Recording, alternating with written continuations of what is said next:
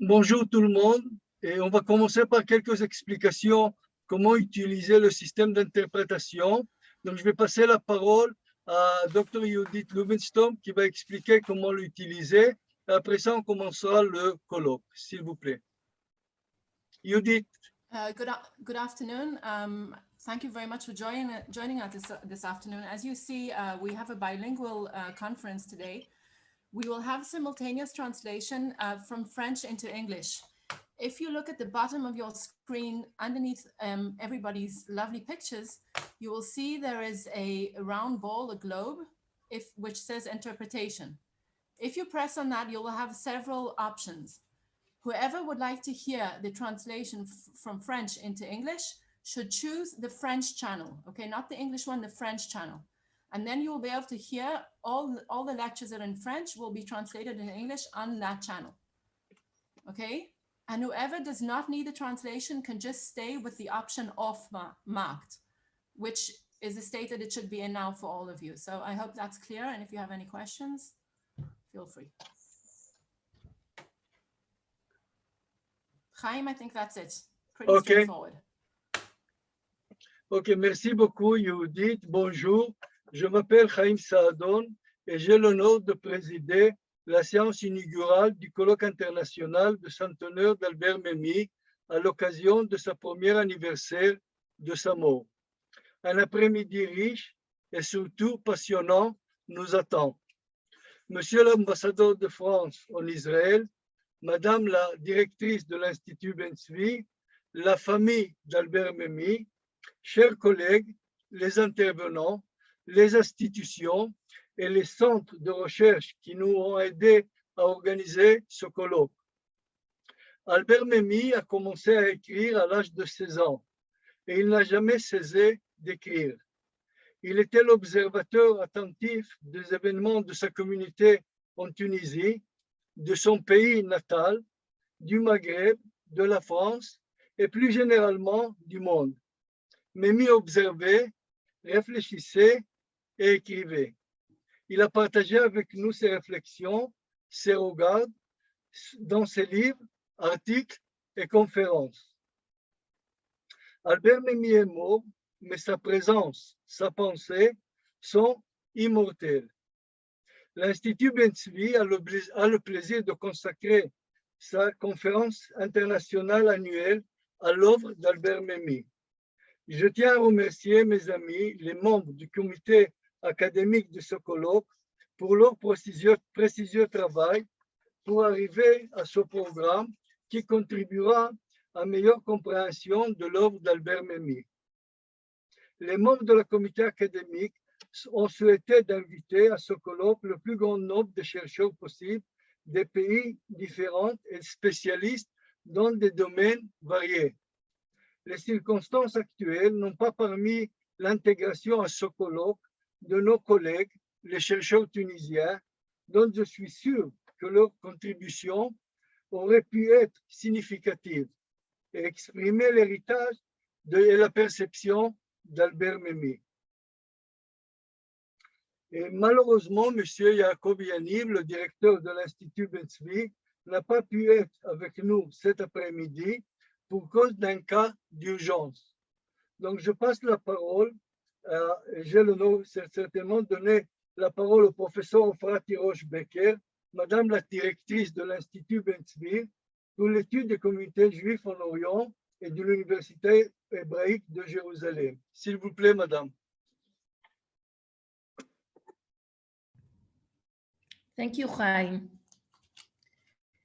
The Ambassador of France in Israel, Monsieur Eric Danon, dear colleagues and friends, ladies and gentlemen, I would first like to share with you the apology of Mr. Yaniv, the Director General of the Ben-Tzvi Institute, who unexpectedly could not join us today and welcome you in person.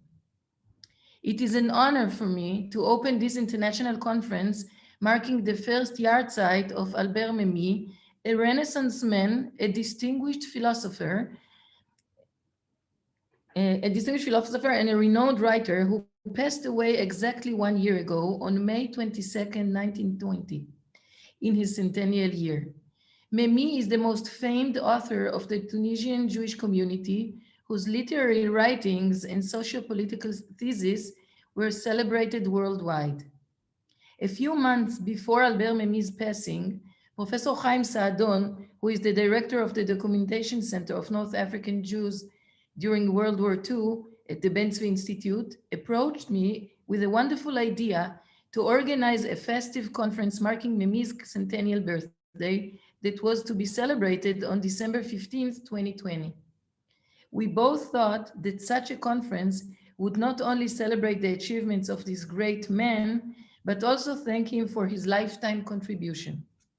Unfortunately, word of Albert Memi's passing last May had reached us during the initial planning phase, when the entire world was immersed in the COVID-19 crisis.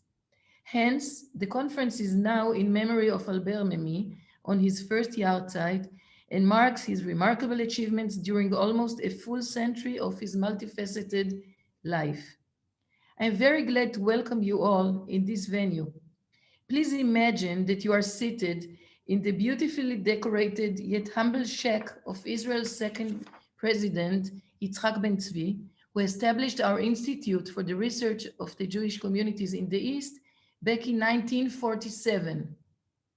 Our three-day conference encompasses 6 sessions, a total of 18 lectures that will discuss Memi's contributions in the realms of history, political science, and sociology, as well as his fiction and non-fiction literature.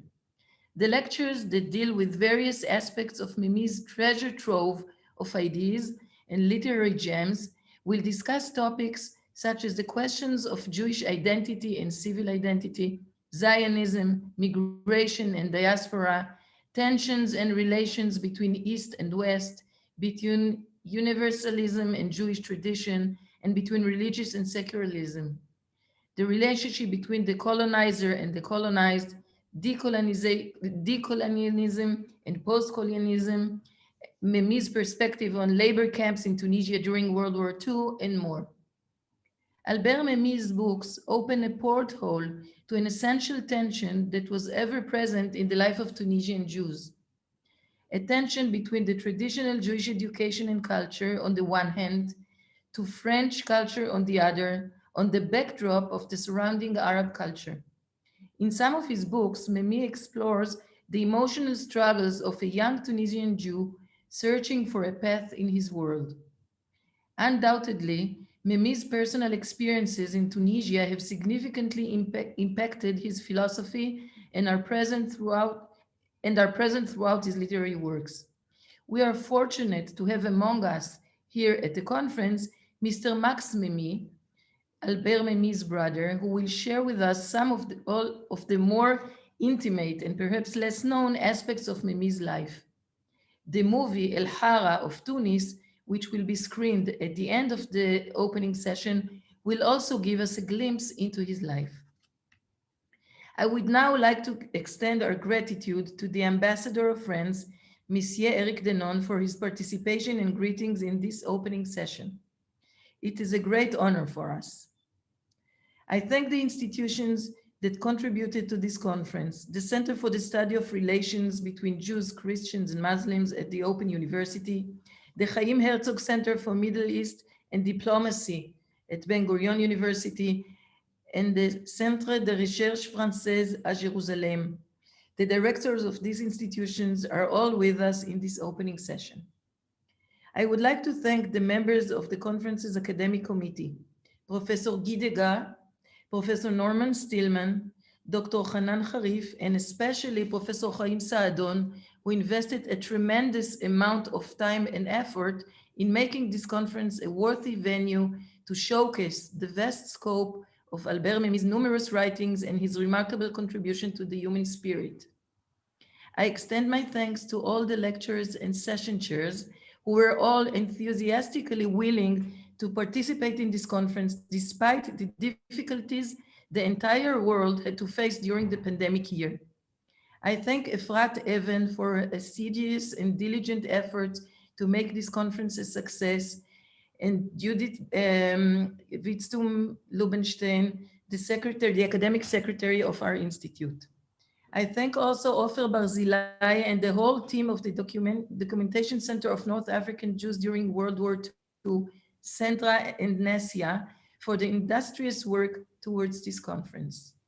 I wish you all a fruitful and informative conference. Erev Tov. Thank you. Merci beaucoup, Madame Ofra Tirosh-Becker, la directrice de l'Institut Ben-Tzvi, pour ces mots très chaleureux. Albert Memmi fut instruit dans la culture française et devenu un maître de la langue française, ce qui lui a permis de transmettre sa philosophie. La période de Vichy l'a gravement touché. Pourtant, il est construit à travers cette culture française et a contribué à sa diffusion. C'est un très grand honneur pour nous d'accueillir l'ambassadeur de France en Israël, M. Eric Danon, que je lui donne la parole. S'il vous plaît, M. Danon. Merci beaucoup, M. Sadoun. Chers membres de l'Institut Ben-Tzvi, chers professeurs et chercheurs, et puis chers invités des quatre coins du monde, chers amis, moi je suis très heureux et honoré d'ouvrir ce colloque international qui marque le centenaire donc d'Albert Memmi et le premier anniversaire de sa mort. J'aimerais tout d'abord saluer le travail de l'Institut Ben-Tzvi qui vient d'être évoqué pour l'étude des communautés juives d'Orient, que c'est le seul au monde à travailler aussi précisément sur la vie et la culture des communautés juives sous l'islam et dans d'autres pays du Moyen-Orient et d'Asie. Donc, permettez-moi de féliciter l'Institut pour sa contribution au développement de la connaissance et de la visibilité des communautés juives à travers le monde. La qualité et le partage de cette connaissance constituent, à mes yeux, un outil indispensable à la recherche de la paix. Je remercie également les chercheurs réunis virtuellement aujourd'hui, au-delà des frontières, non seulement pour perpétuer cette connaissance des communautés juives, mais évidemment aussi pour rendre hommage à Albert Memmi et mettre à l'honneur son travail. Albert Memmi, nous connaissons sa biographie, bien sûr. Il est né dans la Tunisie coloniale, il est issu d'une famille juive de 11 enfants, de langue maternelle arabe, et il est formé à l'école française, au lycée Carnot de Tunis, puis à l'université d'Alger, où il étudie la philosophie, et enfin à la Sorbonne. Donc sa vie se déploie dans les trois dimensions, juive, arabe et occidentale. Et dans ses œuvres, il écrit sur son identité juive, son identité arabe et tunisienne et son identité française. Il est héritier de cette triple culture et il a tenté toute sa vie de construire des ponts entre Orient et Occident, notamment entre communautés juives et arabes. Ces livres, vous les connaissez, La statue de sel, puis Agar, le portrait du colonisé, portrait du colonisateur juif et arabe, et puis bien d'autres. Tous ces livres traduisent en fait sa pluralité identitaire et littéraire. En France, il figure parmi les penseurs importants de ces dernières décennies, pas seulement parmi les intellectuels juifs orientaux. Il est lauréat du Grand Prix de la francophonie de l'Académie française en 2004 pour l'ensemble de son œuvre écrite en français. Albert Memmi, c'est aussi l'acteur d'une coopération plus forte et utile entre la France et Israël. Il est très connu, très lu, très apprécié ici, et son travail est un instrument de promotion de la francophonie dans le pays. Il est français par la langue et la formation, mais également par le partage d'un certain nombre de valeurs. Il se montre un fervent défenseur de la laïcité. Et il dira, je cite, « La vraie bataille est celle de l'humanisme laïque qu'il nous faut mener ensemble, par-delà nos groupes respectifs, y compris les croyants, par-delà nos églises respectives. Car seule la laïcité est le commun dénominateur à tous, elle n'exclut personne, elle inclut quiconque accepte le contrat commun, celui du respect de tous les autres. »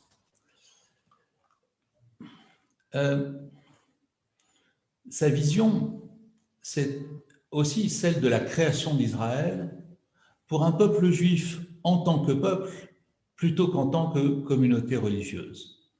Il se rend en Israël à de nombreuses reprises, il parraine d'ailleurs la naissance de la paix maintenant, dont l'objectif, vous le savez, est d'aboutir avant tout par la négociation puis par la réconciliation à une paix juste et durable. C'est dire combien il nous manque en ces temps troublés.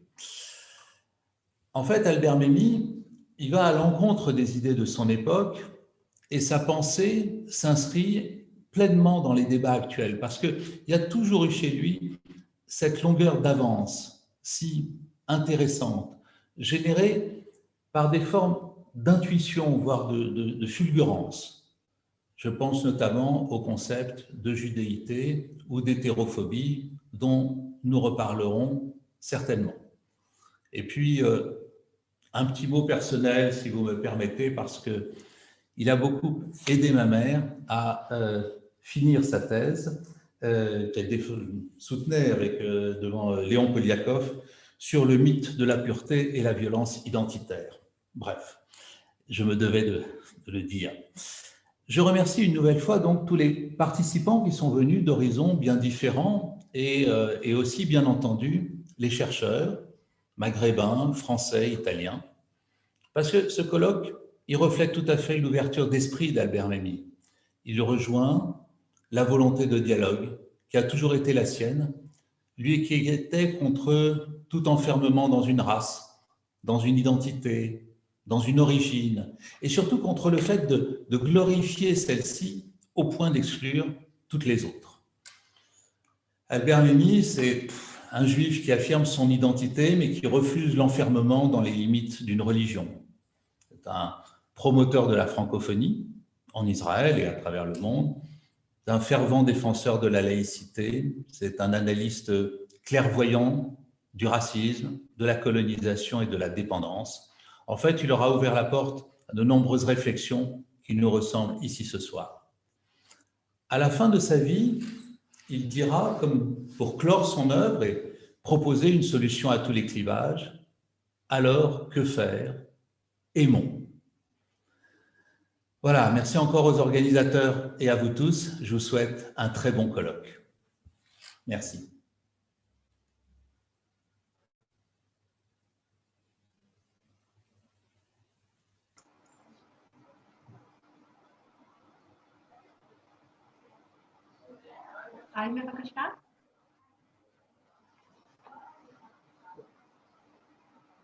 Pardon, monsieur.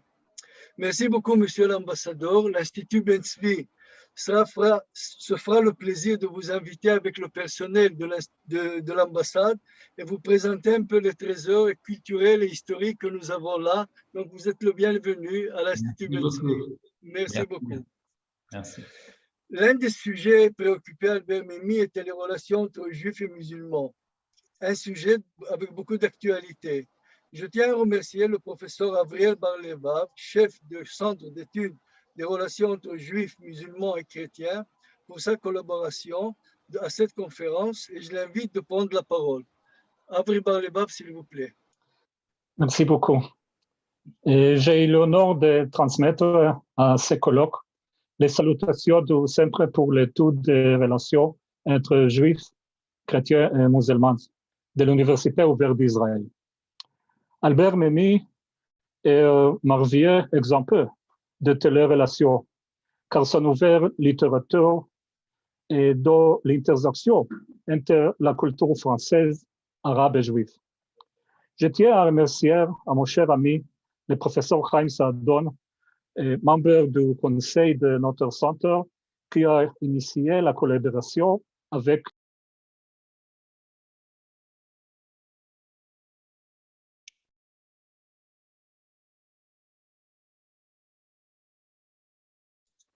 Avri, המיקרופון שלך סגור.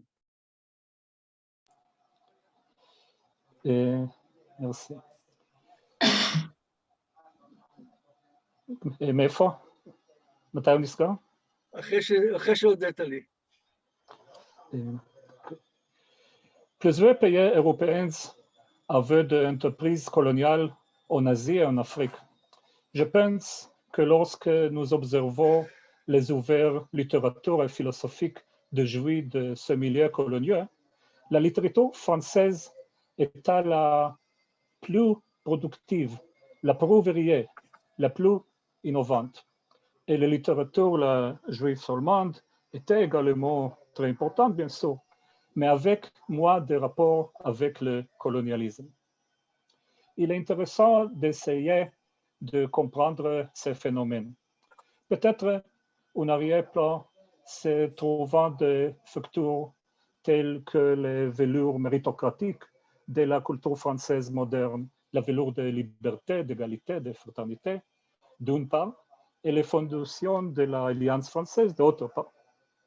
Albert Memmi a été un exemple remarquable de possibilités que la rencontre entre ces trois cultures intermêlées pouvait offrir une particulière à notre époque troublée. Je suis heureux d'avoir l'occasion d'apprendre davantage sur cet auteur exceptionnel lors de ces collègues. Et je vous remercie encore une fois de l'honneur de faire partie. Merci. Merci beaucoup, cher ami professeur Avriel Bar-Levav, pour votre parole. Et maintenant, pour terminer la partie officielle de la saison inaugurale, j'invite monsieur le docteur Vincent Lamille, directeur du Centre de recherche français à Jérusalem. Docteur Lamille, s'il vous plaît. Merci, professeur Chaim Sadoun. Bonjour à toutes et à tous. Bonjour, monsieur l'ambassadeur. Je suis très honoré en tant que directeur du Centre de recherche français à Jérusalem de prononcer à mon tour quelques mots en ouverture de ce colloque. D'abord, pour dire que c'est un projet qui vient de loin, puisque j'ai recherché dans mes mails et je me souviens que le professeur Ofrati Roche-Becker m'a parlé de ce projet dès que je suis arrivé en septembre 2019. Et je me souviens à mon tour en avoir parlé en réunion de service à monsieur l'ambassadeur dès l'automne 2019. Donc, c'est toujours un grand plaisir de voir quand ces projets, dans des difficultés, finalement, peuvent aboutir. Donc, je commence bien sûr par remercier en particulier le professeur Chaim Sadoun, la direction de l'Institut Ben-Zvi et le professeur Ofrati Roche-Becker pour l'organisation de ce colloque et monsieur l'ambassadeur qui nous fait l'honneur de sa présence aujourd'hui. Alors, je suis très heureux rapidement pour trois raisons. La première, bien sûr, c'est en raison de l'importance de la sociologie d'Albert Memmi pour comprendre le monde d'aujourd'hui, pour comprendre le contexte actuel, la réalité et les limites de la coexistence judéo-arabe, pour penser les cadres de la relation coloniale et post-coloniale, pardon, pour penser ce qu'Albert Memmi appelait l'hétérophobie. Et je voudrais dire qu'il est frappant le point auquel Albert Memmi est lu et écouté et discuté en Israël, en particulier dans la communauté francophone. Mais ces derniers jours, en parlant de ce colloque, on me sortait toujours un livre d'Albert Memmi dans les bibliothèques. Et puis j'en ai trouvé hier soir, dans la boîte à livres de la Taillalette de Jérusalem. J'ai trouvé la statue de sel ici. Et puis, j'ai trouvé Juifs et Arabes dans une édition originale, hein, Gallimard ID. Et évidemment, ça m'a donné envie de l'ouvrir. Et au chapitre La nation arabe et l'épine israélienne, je lis, à mon avis, un mot d'Albert Memmi qui nous parle pour aujourd'hui. Je le cite. « Jamais, paraît-il, on n'a autant eu l'impression de l'impuissance devant cet effroyable imbroglio du Moyen-Orient. Personne ne peut dire jusqu'où cette machine folle continuera sa course, suscitant catastrophes, ruines et haine. » Mais Albert Memmi ajoute qu'on me permette de rompre cette unanimité résignée et finalement trop commode. Ce qui se passe au Moyen-Orient n'est ni plus affreux, ni plus aberrant qu'ailleurs. Et ce qui arrive aux Arabes et aux Juifs est assez lisible pour qui s'en donne la peine. Voilà, ça c'est une pensée d'Albert Memmi qui évidemment peut nous éclairer pour aujourd'hui et pour demain.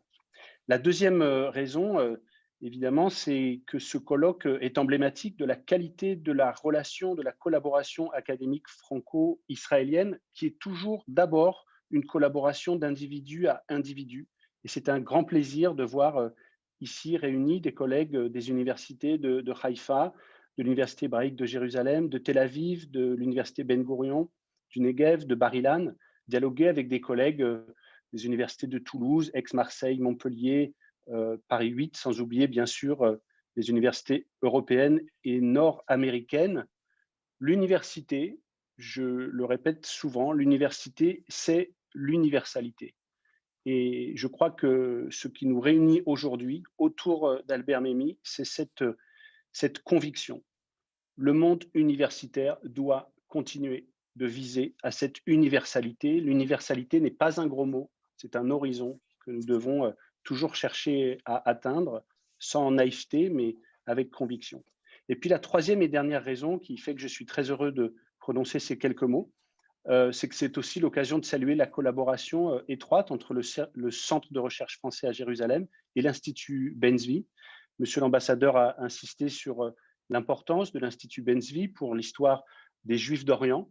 À titre personnel, j'ai travaillé avec l'Institut Ben-Zvi pour l'histoire de Jérusalem et je peux témoigner de la qualité du travail qui est réalisé par cet institut, notamment sur la conservation et sur l'indexation des archives historiques, notamment pour la ville de Jérusalem, qui est un enjeu extrêmement important aujourd'hui, on le sait.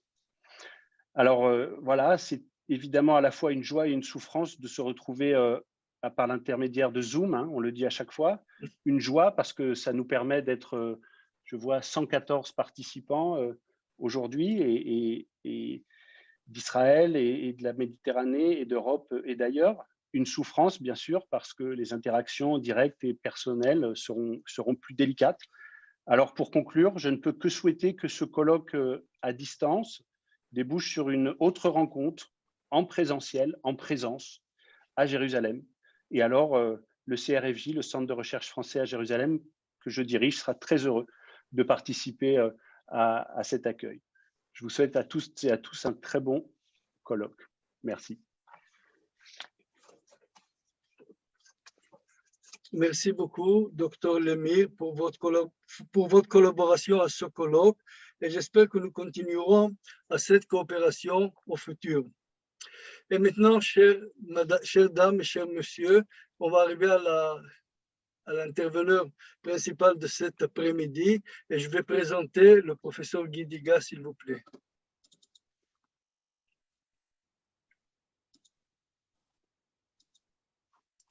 OK. Le professeur émérite Guy Dugas de l'Université Montpellier III sont consacrés au sein de l'équipe manuscript francophone de l'Institut du texte et du manuscrit moderne à l'édition génétique et critique de l'œuvre d'Albert Memmi aux éditions de CNRS. Après avoir réuni les portraits, il s'est attaché actuellement à la publication du journal Indit, dont le premier volume 1936-1962 vient de paraître sous le titre « Les hypothèses infinies ». Voilà, c'est ça. Et les hypothèses infinies vient de paraître. Et à quelques-unes de cette tombée, Tunis, année 1, journal de guerre 1939-1943, et vient de paraître Mon retour Natipassa 2021. De plus, il a écrit 2 livres sur la vie d'Albert Memmi, Albert Memmi, écrivain de la déchirure, et Albert Memmi, Un malheur d'être juif et un bonheur séfarade. Voilà, ce sont les livres d'Albert Memmi, de Guy Dugas. Le professeur Degas est un des chercheurs les plus importants au monde concernant la littérature coloniale. Guy Dugas a présenté Memmi et a commenté son œuvre. Il est celui qui a transmis la pensée d'Albert Memmi autant qu'un intermédiaire entre l'écrivain et son public. Le professeur Degas était membre de la comité académique de la conférence et au nom des membres de la comité, je tiens à le remercier pour sa contribution si riche. Et le sujet de sa conférence maintenant sera des hypothèses infinies au marxisme partagé, les 5 engagements d'Albert Memmi. S'il vous plaît, professeur Diga. Merci, cher ami Haïm Sadoun. Je voudrais, avant de parler, d'exposer sur les 5 engagements d'Albert Memmi, saluer les organisateurs de ce colloque, l'Institut Ben-Zvi et le Centre de recherche français de Jérusalem, remercier les membres de la commission académique de m'avoir fait l'honneur de m'accepter parmi eux et dire combien je suis heureux de pouvoir ici parler d'Albert Memmi avec un petit retard, certes, vous savez tous à quoi il est dû, mais donc de célébrer ainsi son 100e anniversaire avec une année de retard et le premier anniversaire de sa mort, hélas, avec un jour de retard, puisqu'il est décédé le 22 mai 2020. Et donc, il a vécu à quelques semaines près 100 ans, il a écrit pendant plus de 85 ans et il a agi tout aussi durablement, si bien qu'il est difficile de dégager quelques engagements majeurs dans cet ensemble, en même temps matériel, des centaines de publications. Alors on verra qu'au niveau des œuvres publiées, c'est beaucoup moins. Memmi avait aussi cette sagesse de travailler lentement, de prendre le temps pour composer ses œuvres. Mais si l'on tient compte de ces articles, nous sommes à quelque chose comme 250 ou 300. Je suis en train d'essayer de dresser la bibliographie chronologique intégrale des écrits, des interventions, y compris radiophoniques et télévisuelles d'Albert Memmi. Je tâcherai de la mettre en ligne sur notre site de l'ITEM, notre site de travail, et de la rendre interactive parce que j'aimerais bien que d'autres chercheurs puissent également nous aider à constituer cette bibliographie. Donc, si l'on fait le total de cet ensemble, il est bien difficile de tenter une synthèse et plutôt que de me perdre dans cette immensité, j'ai choisi de parcourir avec vous sous cet angle assez discutable, et je vais y venir dès maintenant, de la notion d'engagement, le journal qu'il a tenu de l'âge de 16 ans à sa disparition et sur lequel, vous le savez, je travaille actuellement. Encore faudrait-il éclaircir cette notion d'engagement, une notion qui fit fortune tout au long du XXe siècle, dont le héros fut sans doute Jean-Paul Sartre, dont on connaît la proximité avec Albert Memmi. Or, Memmi, cela n'a pas été suffisamment souligné, est resté toute sa vie profondément individualiste. Ce thème d'individualiste ne me plaît pas tellement, il peut choquer par sa connotation négative. Je parlerai donc plutôt, j'y reviendrai en conclusion, de personnalisme. Au sein de tout groupement, de toute association, il s'est toujours senti mal à l'aise, au point qu'on ne peut compter ses démissions, ses coups d'éclat et autres coups de gueule face à ce genre de groupement. Si engagement doit signifier affiliation à un parti, à une religion, à une race ou même à un pays, dit-il dans son journal, alors je le rejette parce que je refuse de subordonner ma propre recherche à rien au monde, ni à une idée, au nom de quoi, ni à un idéal intérieur ou extérieur, ni à un système philosophico-politique. Là, surtout, quelle tromperie. Journal, mars 1942. Ou alors, plutôt que comme Sartre, dont je viens de parler, ou Aragon, que Memmi n'aimait guère, une forme d'engagement comme celle de Gide, qui est, dit Memmi, un consentement contenu, toujours actuel, donc pouvant toujours se reprendre si la cause n'est plus juste. Journal, juin ou juillet 1954.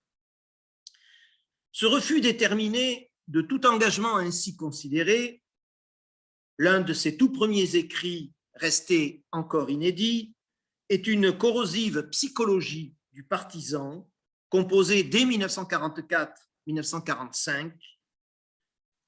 Donc ce refus émane certes d'un tout jeune homme, mais il s'affirmera et se précisera au fur et à mesure que le jeune homme entrera dans la vie active, une vie d'écrivain, une vie de sociologue, sans que cela entrave pour autant ni sa réflexion, ni son action. Ceci précisé sur la notion d'engagement, j'en viens à mon propos. Et d'abord, je voudrais que l'on détaille, et Haïm Sadoun va peut-être pouvoir nous le mettre à l'écran, les 5 combats majeurs de cet intellectuel. Vous voyez que j'ai préféré le terme combat, engagement, combat à peu près tout lié à ses origines et à sa biographie, sur lequel, origine et biographie, je n'ai guère à revenir devant les spécialistes que vous êtes. Premier combat, pour les décolonisations. Si le portrait du colonisé, précédé du portrait du colonisateur, 1957, reste indéniablement l'ouvrage le plus connu d'Albert Memmi, celui qui a le plus concouru à sa notoriété, c'est parce que la fin des politiques de colonisation et la libération des peuples colonisés par un biais globalement similaire, les indépendances nationales totales, à l'exclusion de toute autre solution, autonomie, fédéralisme, tout cela figure, ces indépendances figurent parmi les événements les plus marquants du siècle. Sans insister trop longuement sur les portraits du colonisé et du colonisateur auxquels vont être consacrées d'autres communications durant ce colloque, vous me permettrez de revenir, toujours à la lumière du journal, sur 2 aspects de cette œuvre qui me seront utiles dans la suite de ce propos. En premier lieu, bien que cette remarque puisse tout autant figurer dans la partie 4 de mon exposé, je voudrais dire 2 mots sur ce genre même du portrait, invention d'Albert Memmi, et qu'il a défini et même longuement théorisé dans son journal, ce qui pour moi fut une découverte. Ce que j'appelle portrait, dit-il dans son journal, c'est une sorte de confession où mon expérience personnelle est constamment interprétée et généralisée. Ainsi, ce premier des portraits, puisant au départ dans un journal, le journal tunisien des années 50, ne nourrissait-il à l'origine aucune autre ambition que de dépeindre la situation particulière dans laquelle se trouvait alors la Tunisie au moment capital de l'élaboration de la nation indépendante et par ricochet la situation de Memmi lui-même puisqu'il vivait alors dans ce pays. Je n'avais pas le dessein, dit Albert Memmi, à l'époque, de peindre ni tous les opprimés, ni même tous les colonisés. Je vous dispenserai donc de l'analyse de ces 2 portraits, si souvent commentés, sur leur rapport à la pensée et à l'entreprise de décolonisation. Plusieurs contributeurs y reviendront, mais je voudrais néanmoins insister aussi, parce que cela va me servir, sur l'un des aspects mis en évidence par le portrait du colonisateur. Le colonialisme est une domination globale. C'est une domination économique, mais c'est aussi une domination culturelle, c'est aussi une domination psychologique. ce qui distingue Memmi des théoriciens marxistes de la colonisation.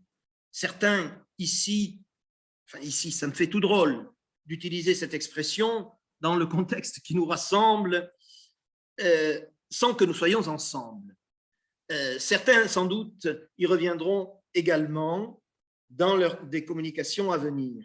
Par conséquent, ce n'est que de manière globale, puisqu'il s'agit d'une domination globale, et en tant que peuple, que les colonisés parviendront à se libérer.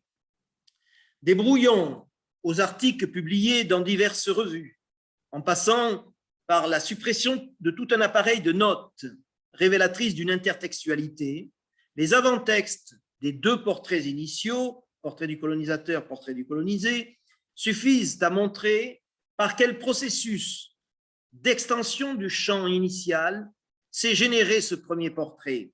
Le champ initial étant, je viens de le dire, la Tunisie. Cela est tout à fait visible dans Tunisien 1, ce journal tunisien que j'ai édité en collection de poche, CCNRS Édition, en 2017.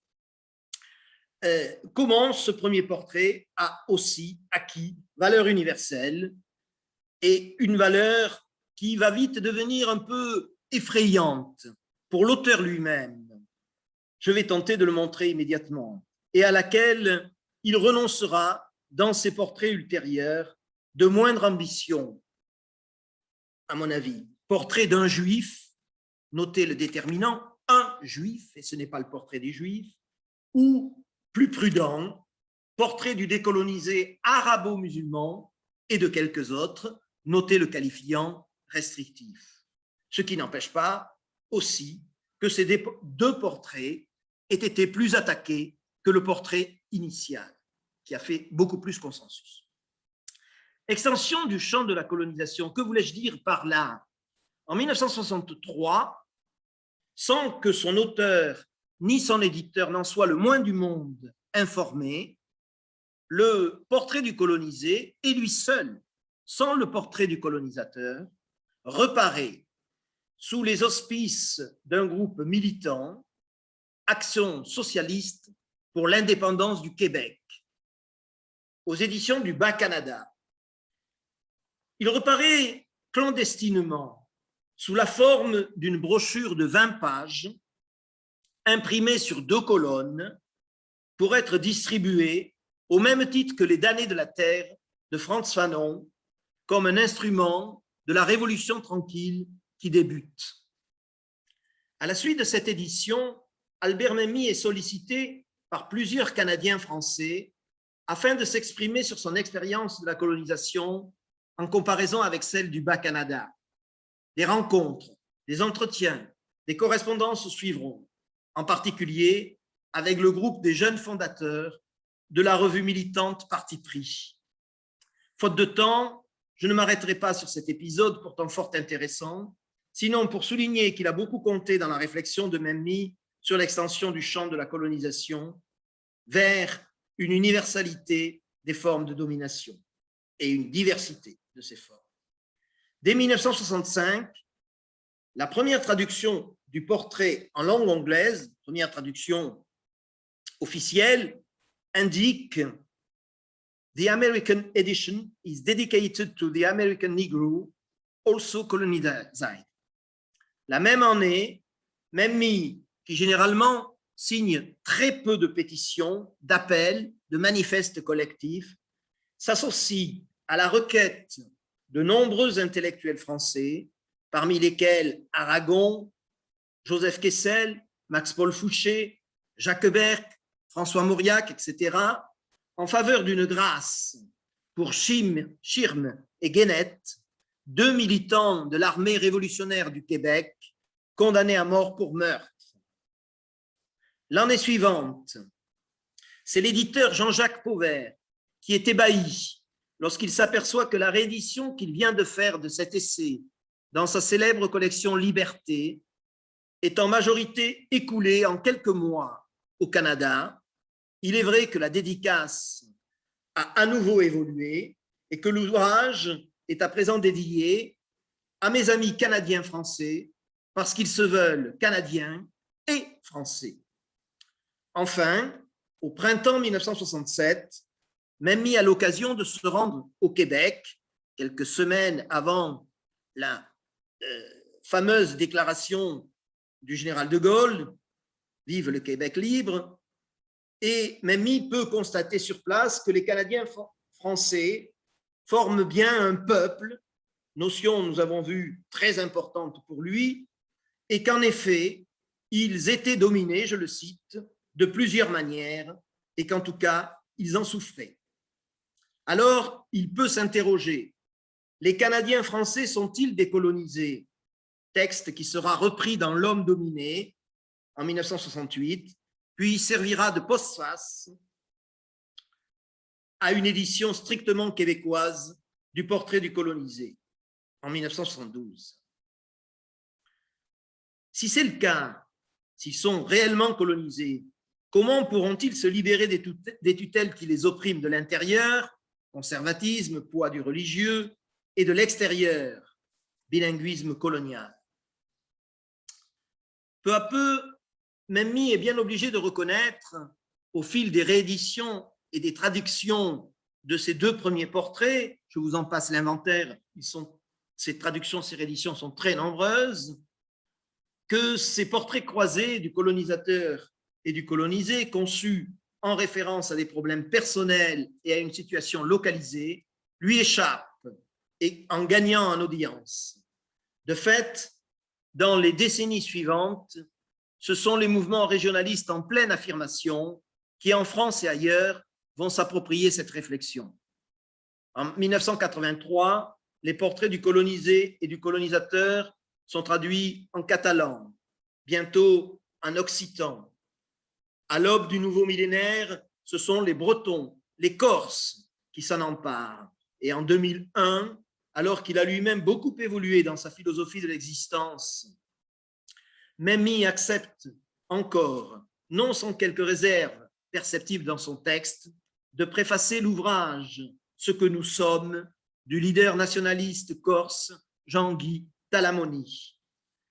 Tous ces exemples montrant que ces deux portraits initiaux ont acquis une vie autonome, échappant peu à peu à leur auteur, comme lui-même en convient dans plusieurs entretiens, et au contexte qui les a générés. Grâce à leur force de conviction, à l'universalité de certaines notions mises en place, celles de carence, de duo, ainsi qu'aux valeurs pérennes qu'ils véhiculent, contrairement aux pamphlets qui ne survivent généralement pas aux circonstances, ils ont essaimé dans le monde entier et dans des domaines bien inattendus, contraignant leur auteur à les compléter, les corriger sans cesse au fil des rééditions et des traductions. Véritable cauchemar pour les généticiens du texte. Mais n'est-ce pas là le propre des chefs-d'œuvre? J'en arrive au point numéro 2, alors, combat numéro 2 contre la domination sous toutes ses formes. Dès la publication de ses premiers essais et l'utilisation qui en est faite, un peu malgré lui, quelquefois, comme nous venons de le voir, Memmi se rend ainsi compte que chaque forme de domination révèle à la fois des similitudes avec les autres et de profondes spécificités. C'est ainsi qu'il est conduit à aborder, par des biais très différents, la question de la condition des Noirs américains, puis le féminisme. Dès le début des années 50, de façon concomitante à la rédaction du portrait du colonisé et du colonisateur, il s'intéresse ainsi à la condition des Noirs américains, commentant notamment dans le journal tunisien L'Action auquel il collabore un certain nombre d'ouvrages d'auteurs américains et prenant contact par l'intermédiaire de Sartre avec Richard White, séjournant l'auteur de Black Boy, qui séjourne alors en France. Mais c'est surtout à partir de la décennie suivante et sa fréquentation d'éditeurs militants comme Pierre-Jean Oswald, Présence africaine à Lyoun Diop, où Memmi publiera en 1965 une anthologie des écrivains maghrébins qui fera polémique, je vais y revenir. Et puis surtout François Maspero, chez qui Memmi créera la collection Domaine maghrébin en 1967, grâce à ses éditeurs, il va faire entrer le noir, et plus particulièrement le noir américain, parmi les opprimés majeurs du siècle. En 1963, Gallimard le charge d'introduire l'édition française du texte de James Baldwin, La prochaine fois, le feu. Et 2 ans plus tard, c'est Maspero qui lui demande une préface à la traduction de Nous les nègres, co-signée par Malcolm X, Martin Luther King et James Baldwin. Ces 2 préfaces étant quelques années plus tard reprises dans L'autre dominé, qui réunit des textes, le plus souvent déjà publiés en revue, sur les différentes victimes des formes de domination sociale. Le noir, le colonisé, le juif, le prolétaire, la femme et le domestique. L'ensemble débouchant logiquement sur une réflexion sur les rapports entre oppression et racisme, considérés comme le symbole et le résumé de toute oppression. Sur la condition féminine, c'est intéressant. Le positionnement de Memmi me semble beaucoup plus prudent et facteur d'ambiguïté, voire de gêne de sa part. Dans Le Juif et l'autre, tardivement, 1995, Memmi n'hésite pas à se considérer comme l'un des pionniers du féminisme. J'ai vraiment pris très tôt position pour les femmes, dit-il. Ce n'était pas seulement affectivement, mais théoriquement aussi, puisque j'ai fait une comparaison systématique entre la condition juive, la condition du colonisé, la condition des femmes, etc. Je ne crois pas être suspect intellectuellement, même à mes propres yeux. Toutefois, la chronologie de ces écrits démontre au contraire un retard dans l'appréhension de cette forme de domination.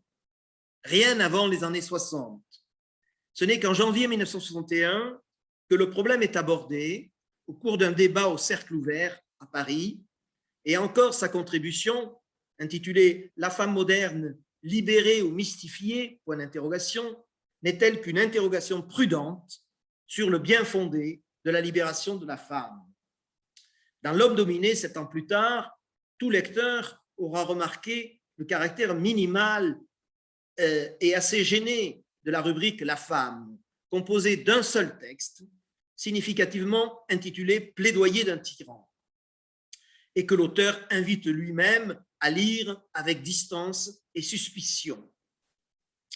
Memmi y revendique un point de vue distinctif des féministes qu'il connaît bien, Simone de Beauvoir ou Gisèle Halimi. Les 2 rôles de l'homme et de la femme, dit-il, ne pouvant pas être juxtaposés complètement, comme le souhaiteraient certaines femmes. Surviennent mai 68 et ses lendemains, si importants pour la libération sexuelle.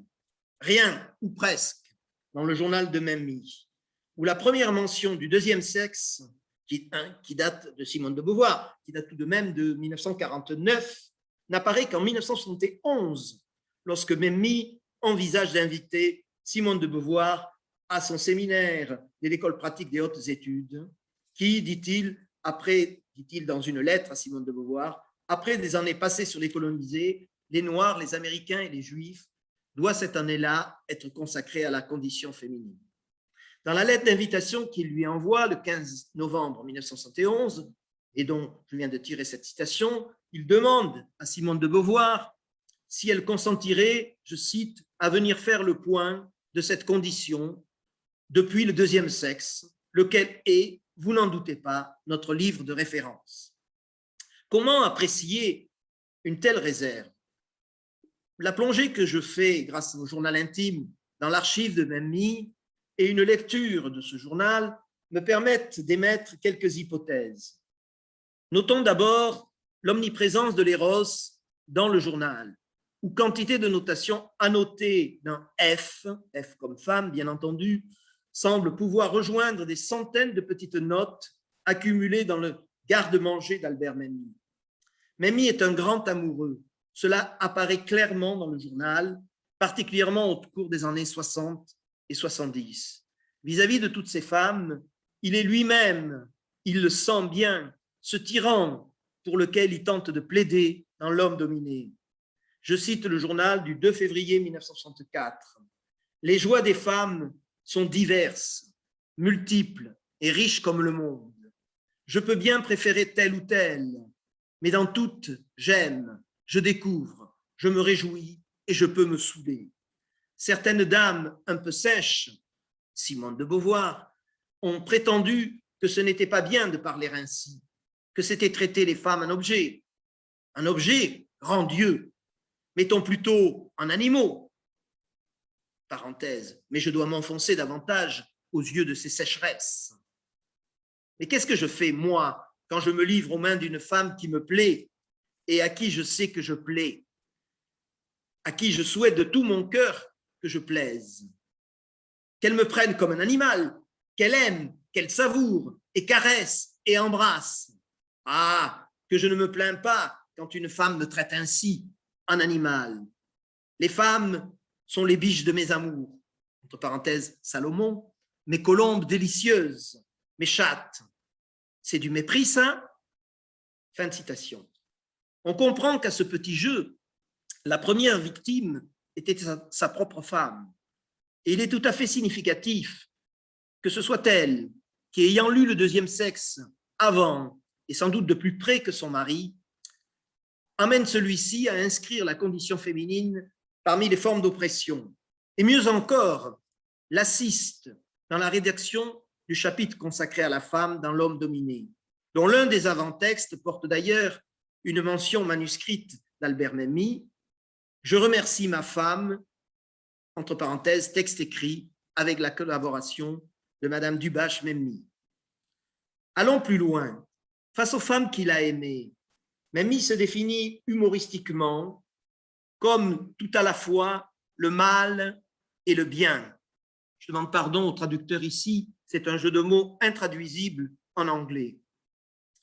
Du côté du mal se joue entre hommes et femmes le drame de la domination au bénéfice du mal. Mais le couple est aussi porteur de bienfaits pour les deux partenaires, non seulement par la valeur refuge qu'il peut constituer face à d'autres agressions du siècle, mais aussi, pourquoi le nier, par les satisfactions sentimentales et sexuelles qu'il permet. C'est ainsi que cette relation déborde largement la seule notion de domination. Et c'est sans doute par ce type de réflexion que Memmi, dans les années 70, est conduit à passer à nouveau frais à l'analyse des relations d'un autre type, dont les deux protagonistes tireraient un bénéfice réel ou supposé, de créer les nouveaux concepts de dépendance et de pourvoyance. Toujours cette nécessité d'adaptation. Voir la dépendance, esquisse pour un portrait du dépendant, 1969. Un nouveau type de relation généré par un besoin naturel ou provoqué, que Memmi nommera savamment pourvoyance, au sein desquels s'inscrira logiquement la relation affective ou amoureuse. De la domination coloniale à toutes les formes d'oppression et de la condition de l'opprimé à des relations plus sophistiquées, parfois tout aussi dramatiques, de dépendance, dont vont à nouveau s'emparer quantité de disciplines diverses et variées, la psychologie, la psychanalyse, les thérapies des addictions, voire le volume collectif Figures de la dépendance autour d'Albert Memmi. On voit bien à ce cheminement de la pensée comment la pensée de Memmi est une pensée évolutive qui s'adapte à la marche du monde, contrairement à cette philosophie abstraite, figée, que jeune étudiant, il a approché en Sorbonne et à laquelle il a vite renoncé. Et comment cette pensée évolutive, cette philosophie de l'existence gagne en richesse et en complexité. Entrer dans l'analyse de toutes ces relations de dépendance et de leur implication pour le dépendant comme pour le pourvoyeur n'entre pas dans mon propos. Je ne retiendrai de l'analyse de ces deux premiers combats en guise de balle lancée dans le camp de certains contributeurs à venir, notamment des premières et dernières séances de ce colloque, que cette idée d'une pensée rigoureusement logique, mais dynamique, d'une œuvre constamment in progress, s'adaptant jusqu'à se contredire ou se renier, on le verra peut-être, c'est un reproche fréquemment adressé à Memmi. Je ne fais que, moi, dans cette introduction, que poser la question globalement, sachant que d'autres ici tenteront de la résoudre. Donc, une pensée dynamique face au monde vivant dans lequel nous vivons, au monde mouvant. Et j'en arrive à un sujet sur lequel c'est la chose étonnante, c'est le contraire d'une pensée fluctuante et dynamique, c'est-à-dire une sorte de fidélité têtue à une idée, un entêtement, même parfois un enquistement dans une conviction rétrograde que certains reprochent parfois à Albert Memmi. Je veux parler de sa position pour la judéité et face à Israël. Ce troisième combat me semble pourtant découler directement des deux précédents. Et pour le démontrer, permettez-moi de revenir sur deux ouvrages essentiels qui sont Le portrait d'un juif, 1962, et La libération du juif, 1966. Sans trop insister néanmoins, puisque d'autres communications aussi peuvent consacrer à ces livres, qui en fait, dans l'esprit de Memmi, n'en ont toujours fait qu'un. Je reviendrai sur ces livres pour souligner qu'au-delà de l'importance de ce diptyque dans son œuvre, le temps qu'il a mis et la difficulté qu'il a éprouvée à composer ce portrait, qui plus encore que le portrait du colonisé, touche à une dimension primordiale de son existence et de son histoire. On me pardonnera donc de passer rapidement sur le portrait d'un juif, ouvrage qui, au même titre que le portrait du colonisé, a connu une répercussion mondiale et a soulevé bien des débats. L'auteur y forge un triptyque conceptuel désormais bien connu et tellement opératoire de judéité, judaïsme et judaïcité, et il est amusant de noter, comme j'ai pu le faire à l'occasion de l'édition génétique des portraits en 2015, que Memmi, qui a lu L'Argent d'Émile Zola, qui a lu les ouvrages des Tarot qu'il cite dans cet essai, utilise exclusivement dans les avant-textes de ce portrait d'un juif les termes de judaïsme et de juiverie. Ce dernier, tout à la fois ambigu et terriblement connoté, pouvant tout aussi désigner le quartier dans lequel vivent les Juifs qu'une identité, une condition, considérée de manière essentialiste. Dans ce triptyque judaïsme, judaïcité, judéité, ce qui visiblement passionne le plus Memmi, c'est l'analyse en positif comme en négatif de la judéité. Et d'abord de sa judéité, ce qui fait qu'il est juif, qu'il reste juif, en dépit de son assimilation somme toute réussie à des milieux non juifs, par son mariage mixte, par l'écriture en langue française, par son adhésion aux valeurs de la laïcité et son éloignement de toute croyance, confère dans les dictionnaires à contre-courant et dictionnaires critiques à l'usage des incrédules sa dénonciation des religions, toutes aussi farfelues, dit-il, et de ceux qui s'y raccrochent, ceux qui tentent de croire à jamais, dit-il, et qu'il nomme les fidéistes. À l'issue de bien des développements sur le juif réel et le juif mythique, de fines analyses du malheur d'être juif, Memmi en arrive à une double conclusion dans le portrait d'un juif. D'une part, que la condition juive, au même titre que la condition du colonisé, n'est pas une condition d'homme libre. Sa conclusion du premier de ces deux ouvrages est intitulée « La figure de l'opprimé » et elle lui valut bon nombre de critiques au sein des judaïcités elles-mêmes. D'autre part, que ce n'est pas en tant que croyant, mais en tant que membre d'une minorité ethnique que les Juifs ont, partout et de tout temps, été victimes d'oppression. Autre constat qui peut évidemment prêter en discussion reste que si l'on accepte ces deux prémices abondamment documentées et argumentées dans les pages du portrait d'un Juif, on aboutit, au terme d'un raisonnement parfaitement syllogistique, à une conclusion semblable à celle du portrait du colonisé. Si c'est en tant que minorité ethnique, en tant que peuple, que le juif est opprimé, il ne peut se libérer qu'en tant que peuple. Et cela induit l'idée de nation. On mesure là l'extrême, qu'on soit d'accord ou pas d'accord, l'extrême rigueur et la logique rationnelle, redoutable à l'œuvre chez Memmi. Mélange de cartésianisme et de pensée à contre-courant sur le mode de Spinoza, Or, on sait ce que de l'un comme de l'autre, Descartes et Spinoza, il advint pour avoir voulu être et demeurer des penseurs libres et indépendants. Ce qui me conduit, à travers une rapide analyse de la libération du juif, à cet aspect capital et si discuté de la pensée de notre ami. Je veux parler de son sionisme, sur lequel j'ai entendu un peu tout et n'importe quoi, notamment à la suite de son décès. Parvenu à ce point de mon exposé, devrais-je une fois encore plaider ma volonté d'objectivité, celle du chercheur que je suis face à ces questions qui ne me concernent pas personnellement, car, je le répète ici, je ne suis ni d'Ismaël ni d'Israël. Et oui, personne n'est parfait, mais qui nous concerne cependant tous. En utilisant tout à l'heure l'expression minorité ethnique et à présent ce mot sionisme, j'ai bien conscience d'avancer sur des œufs dans un univers où certains termes n'ont plus droit de citer et où d'autres, au contraire, à force d'avoir été manipulés, perdent tout leur sens. Ainsi du terme sionisme, devenu chez beaucoup une injure. Je laisserai donc à d'autres, à mon ami Haïm Saadoun, au professeur Yehuda Ken, d'autres encore bien plus savants que moi sur la question, le soin de définir le sionisme de Memmi et la trace que celui-ci a laissée dans sa vie et dans son œuvre, depuis son militantisme adolescent à Shomer Hatzaïr, jusqu'au conflit avec son ancien étudiant Abdelkebir Katibi, mais aussi avec Golda Meir.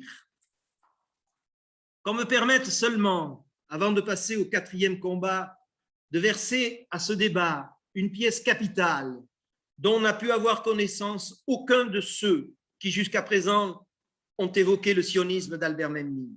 Je veux parler d'une archive manuscrite inédite et imposante, rassemblée par l'écrivain sous le titre « Journal israélien » et qui contient en fait toute l'archive recueillie par l'écrivain lors des 6 ou 7 voyages qu'il effectua en Israël, avec une particulière importance accordée au séjour de l'été 1975, plus divers documents, en particulier des correspondances avec des amis ou des parents vivant en Israël, ainsi que le texte de plusieurs conférences et interviews faites à l'occasion de ces séjours et jamais recueillis. Je ne peux évidemment pas m'étaler ici sur cet ensemble qui traite tout à la fois de l'État d'Israël, de son histoire récente, de sa légitimité, mais aussi de sa politique, périodiquement injuste et brutale, voire dans le journal de l'année 1959, les récits de la campagne du Sinaï que fait Charles, frère d'Albert, officier de Tsar, et des droits des Palestiniens à vivre en paix dans un État qui serait le leur. On trouve aussi dans cette archive tout un cahier de notes, une étonnante correspondance avec Jean Genet à propos de l'enlèvement d'Eichmann, de son procès, du compte-rendu qu'en fit Hannah Arendt, prétexte pour Memmi à un retour sur certaines réflexions effleurées dans son journal de guerre après l'épisode de la rafle des Juifs de décembre 1942. Face à l'inacceptable, toute victime ne peut-elle que se soumettre ou doit-elle prendre l'initiative d'une révolte, quels que soient les risques encourus? Et tout cela nous mènerait trop loin. Je vous renvoie donc à la publication du 2e tome du journal qui, guerre israélo-arabe oblige, abordera très largement cette épineuse question à laquelle vous me permettrez d'échapper ici en citant simplement le journal 1958 où Memmi envisage de faire le portrait d'un Don Quichotte comique et à compte courant qui lui ressemble fort. Je cite: « Sioniste quand les Juifs ne l'étaient pas, pro-arabe quand les Juifs deviennent sionistes et anti-arabes, hésitant à l'égard des Arabes en Tunisie, mais pro-arabes en France, et bientôt la réconciliation entre Arabes et Français. Alors il sent qu'il devient pro-israélien. On n'aurait sans doute pas pardonné, je passe à au quatrième de ces combats, la vocation littéraire et le rapport à la langue française. On n'aurait sans doute pas pardonné au littéraire que je suis de ne pas aborder dans ce panorama la production littéraire d'Albert Memmi, certes relativement modeste En quantité, 5 romans, un recueil de nouvelles, 2 recueils poétiques, plus quelques ouvrages relevant de la forme brève. Mais si complémentaire à son œuvre d'essayiste et qui occupa dans sa vie une fonction importante, celle-là précisément sur laquelle je voudrais à présent m'arrêter. À propos de littérature, ce n'est plus d'engagement, mais de vocation qu'il convient de parler. Dans la mesure où le journal le montre suffisamment, le jeune Memmi a toujours pressenti qu'il allait devenir écrivain, le plus grand écrivain français, dit-il dans certains romans. Il le dit évidemment malicieusement, dans d'autres, le plus grand écrivain israélien. Mais dans tous, il présente des personnages qui écrivent. Mieux, Memmi a toujours su qu'il devait écrire et que cela serait une condition de sa survie. Mais comment devient-on écrivain de langue française à 25-30 ans lorsqu'on est né dans une famille non francophone et qu'à 6-7 ans, on ne parlait pas encore un seul mot dans cette langue? Voilà une question qui, au-delà du cas Memmi, a toujours passionné le spécialiste des littératures francophones que je suis. À propos de Memmi, il faudrait bien sûr évoquer le rôle tenu en Tunisie ou ailleurs par les écoles de l'Alliance israélite universelle, parler aussi de la chance inouïe qui permit à ce jeune juif d'intégrer ensuite le prestigieux lycée Carnot et des professeurs merveilleux qu'il eut la chance d'y rencontrer, notamment le poète Jean Amrouche en première et le philosophe Aimé Patry en terminale. Memmi lui-même a évoqué cet apprentissage dans son premier roman, La statue de sel, rendant hommage à ses 2 professeurs, Amrouche et Patry, sous les pseudonymes ou les noms déguisés de Poinceau et Marou. Je voudrais mentionner rapidement la dimension formatrice de ce journal. J'en ai longuement parlé en introduction au premier tome du journal, Les hypothèses infinies. Dimension formatrice de son journal dans la période d'adolescence. Dans cette période-là, le journal fonctionne à la fois comme un ensemble de fiches de lecture et un cahier de brouillon, une sorte de cahier d'exercice, de rédaction, de dictée, un cahier d'élaboration laborieuse d'un style, d'une syntaxe, de l'apprentissage d'un vocabulaire, de l'apprivoisement d'une langue que le jeune homme maîtrise très progressivement à un point tel qu'il va forger son propre lexique, dont certains termes, j'en ai déjà parlé, sont désormais passés dans les dictionnaires.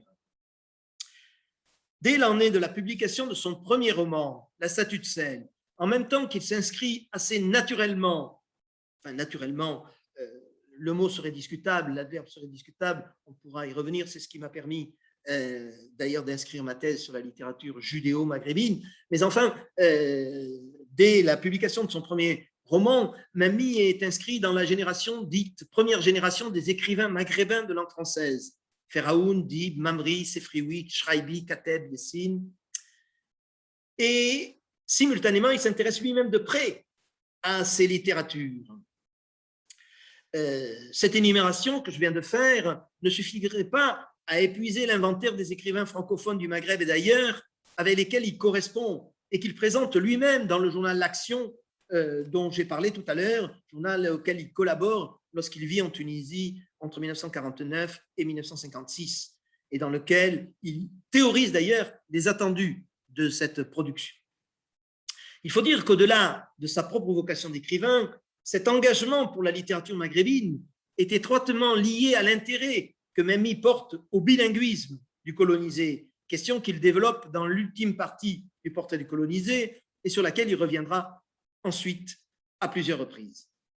Plus tard, il prendra l'initiative de plusieurs anthologies des littératures du Maghreb, dont la première, que j'ai déjà citée, Anthologie des écrivains maghrébins d'expression française, publiée chez Présence africaine fin 1964, soulèvera un beau raffut médiatique, les écrivains français du Maghreb n'acceptant pas d'être évincés d'un corpus auquel ils pensaient appartenir avec Camus et quelques autres, au sein d'une vaste et utopique école nord-africaine des lettres.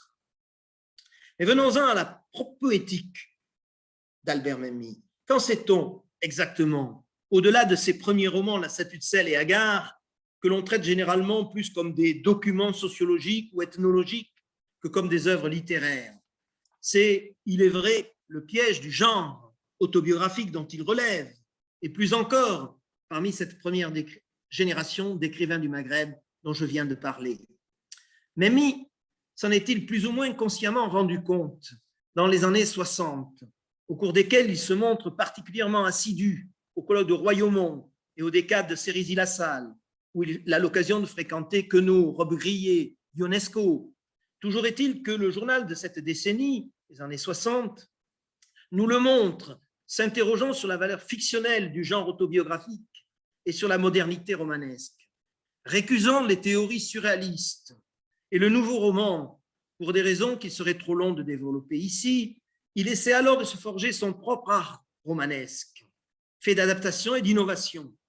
Ainsi, il s'intéresse à la notion de personnage, lui qui, à quelques exceptions près, d'ailleurs très réussi, et qui vont du reste revenir dans ses romans ultérieurs, comme L'oncle Marclouf ou Camouna, la sœur folle, n'a jusqu'alors choisi comme personnage de ses premiers romans que des personnes ayant réellement vécu dans son entourage.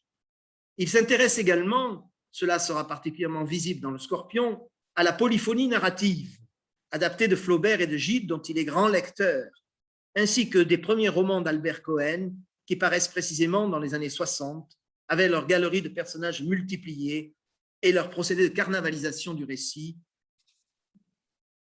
qui inspireront Memmi. En ce qui concerne les innovations, mentionnons les différents niveaux de lecture induits par la perception d'un réel toujours fuyant, d'une histoire engloutie, d'une mémoire poreuse et en même temps si créatrice. Afin de distinguer tous ces niveaux, Memmi proposera une subtile théorie de l'écriture colorée qu'il ne pourra pas complètement mettre en œuvre dans son roman Le Scorpion pour des raisons éditoriales, mais qu'après discussion avec Roland Barthes et Etiamble, il théorisera en 1986 dans un petit essai L'écriture colorée ou Je vous aime en rouge, sous-titré Essai sur une définition nouvelle de l'écriture, la couleur. Il y a justement dans l'œuvre de Memmi un roman laboratoire de toute cette conception de la poétique. Un roman très complexe, très construit, mais sans doute pour cette raison même méconnu et peu souvent analysé au regard des autres. Ce roman, c'est Le Scorpion.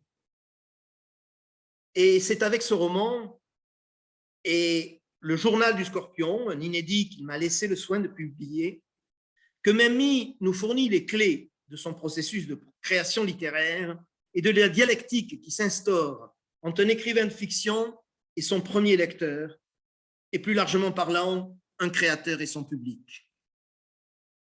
Il imagine la disparition, dans ce roman, Le Scorpion, d'un romancier, Émile, dit Emilio, dont le frère Marcel, médecin ophtalmologue, est chargé par l'éditeur de retrouver un ouvrage ébauché par la famille de mettre de l'ordre dans la cave, ce tiroir toujours entrouvert, je cite, en haut à droite de son bureau, où est jeté en vrac au jour le jour, ces feuilles toujours du même format écolier, seul point rassurant apparemment, sans jamais les reprendre, sauf pour en sortir de temps en temps une, je ne sais par quel tour de passe-passe, un livre. Et voilà que le tour, c'est moi qui dois l'opérer. Seulement moi, je n'en connais pas les règles, je ne sais pas faire de livre, et pour mettre de l'ordre, il me manque une clé, peut-être plusieurs. C'est le frère qui parle, Marcel. Lui est un scientifique totalement étranger au monde de l'imaginaire d'Émile, et il se demande bien comment il va pouvoir se retrouver parmi ce matériau composite, comment l'organiser.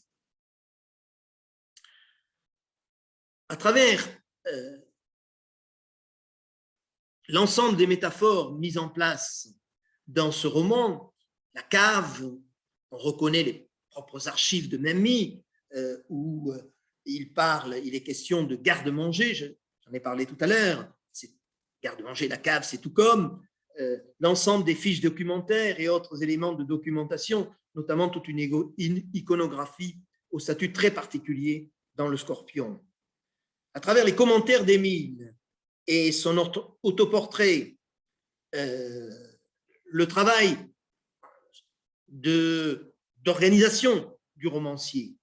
Et dans la posture de Marcel, à la recherche d'un roman publiable qui soit autonome et signifiant, on reconnaît l'attitude de l'apprenti généticien en quête du lien menant des avant-textes à un ouvrage achevé. Médecin spécialiste de la vue, symbole évident, Marcel se pose ici, à la lecture des avant-textes rédigés par son frère, la question du rapport à la réalité la plus proche, notamment la réalité familiale, et à la vérité de ce que celui-ci, son frère, en présence. Ainsi, face à une photographie de la mère en costume traditionnel brandie par Émile comme une preuve de l'ascendance bédouine de la famille maternelle, Marcel vient contredire aussitôt, je cite Marcel, « Cette photo est belle, assurément, mais c'est encore du carnaval. Je la connaissais, moi aussi. On m'en a raconté l'histoire maintes fois. Mais il n'y a de vrai là-dedans que la beauté de poupée sauvage de notre mère, et peut-être Emilio qui était dans son ventre. Car elle était enceinte, d'où la gargoulette pour cacher ce ventre. Et la photo en costume bédouin fut le résultat d'un vœu de femme enceinte. Ces vêtements somptueux devaient appartenir au photographe qui les prêtait à ses clientes. Mais pourquoi présenter cette photo comme typique de notre mère? N'est-ce pas déformer la vérité en la tirant dans un sens?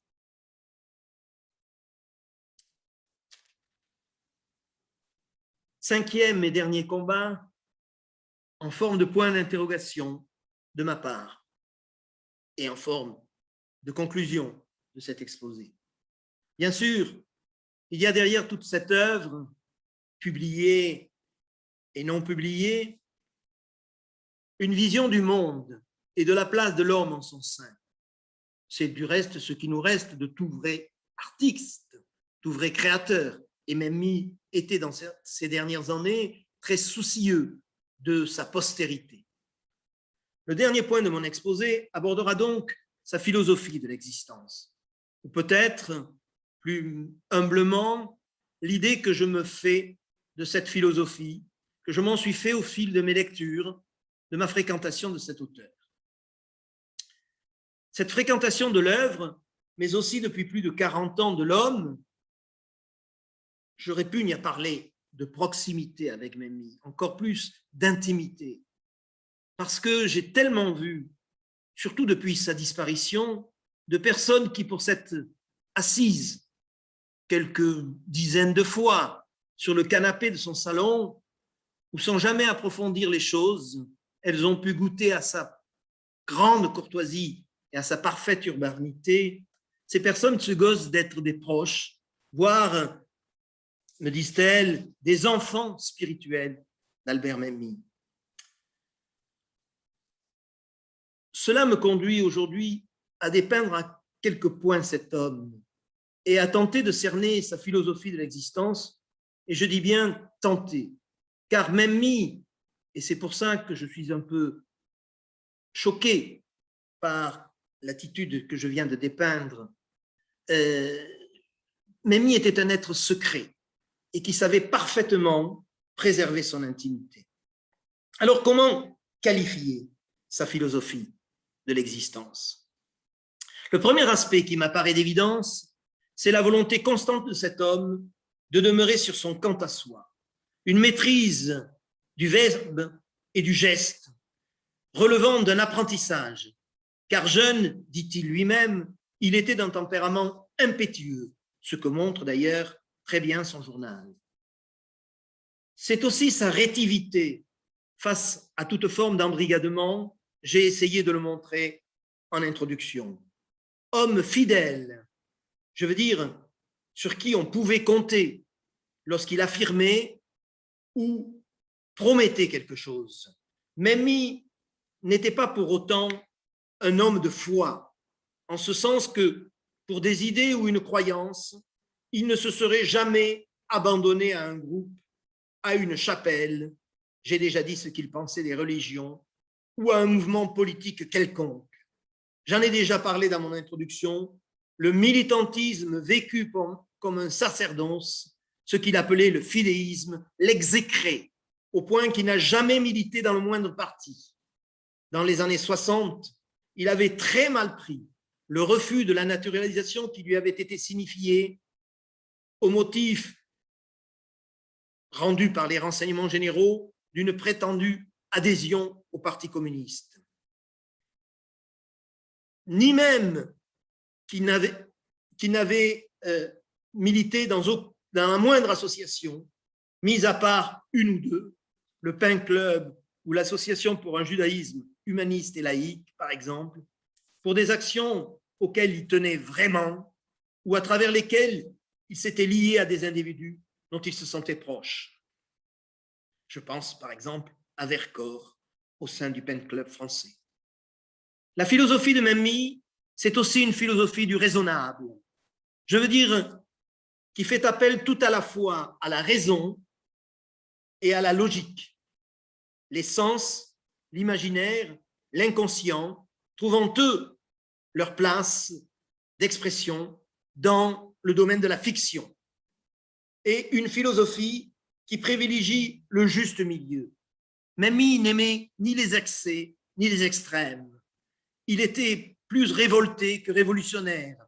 Il abhorrait la guerre, le terrorisme, le fanatisme, quel qu'il fût. La philosophie de Memmi, c'est enfin, j'ai tenté de le montrer dans cet exposé, une philosophie pragmatique, rationaliste, progressive, dynamique, fondée sur l'homme plutôt que sur les hommes. Il se méfiait du côté prédateur sitôt que les hommes agissent en groupe ou en meute, disait-il. C'est pourquoi je préfère le qualifier de personnaliste plutôt que d'humaniste. Enfin, je persisterai et signerai, même s'il me contestait parfois cette qualification, c'est à mes yeux, peut-être, parce qu'il eut toujours cette longueur d'avance dont parlait monsieur l'ambassadeur tout à l'heure, une philosophie plutôt pessimiste, dans laquelle l'œuvre de fiction ferait office de soupape. D'où les titres donnés aux deux ouvrages que j'ai consacrés à Albert Memmi, écrivain de la déchirure et du malheur d'être juif au bonheur séfarade. Décolonisation, mouvement estudiantin, féminisme dans les années 60-70, chute du mur de Berlin, printemps arabe plus récemment. Bien qu'il en ait approuvé les avancées, jamais je n'ai vu Albert Memmi exulter face à ces événements historiques. Mais prendre cela comme la preuve d'un esprit réactionnaire serait un profond contresens. C'est du pessimisme, une vision souvent angoissée d'un siècle épouvantable, comme il disait, celui qu'il a traversé. J'ajoute, comme il ajoutait lui-même, si c'est du pessimisme, c'est un pessimisme raisonné, éclairé par ces petits bonheurs de l'existence qu'il a lui-même égrené dans quelques journaux des années 80 et 90, puis recueilli dans des petits bouquins dont personne ne parlera durant ce colloque, et c'est bien dommage.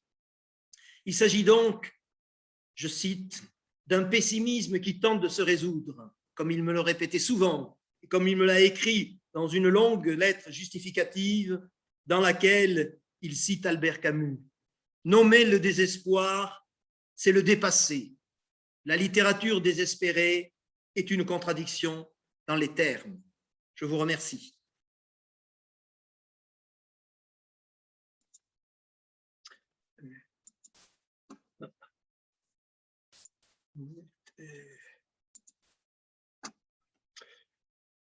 Comment vous remercier, professeur Dugas, pour cette vraiment très belle, très intéressante exposition, présentation tellement riche qui ouvre un peu, je crois, les perspectives pour le futur recherche sur Albert Memmi. C'est vraiment quelque chose de très intéressant. Oui. Et même pour le rôle que vous prenez pour amener, apporter à nous tous, les chercheurs, tout les archives d'Albert Memmi, tout l'œuvre d'Albert Memmi comme transmetteur de cette littérature, ces œuvres qu'il a écrites, c'est vraiment quelque chose de très, très intéressant. Et j'espère vraiment qu'on pourra continuer à coopérer personnellement et avec l'Institut Ben Tzvi. Merci beaucoup, professeur Dugas, pour votre présentation.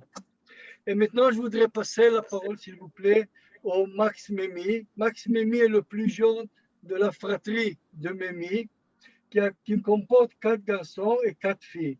Donc, l'aîné de la famille est Eugène et le second, c'était Albert. Max Memmi a 15 ans du moins que son frère Albert. Parallèlement à sa carrière professionnelle, Max Memmi est l'auteur de plusieurs romans et un conte biblique.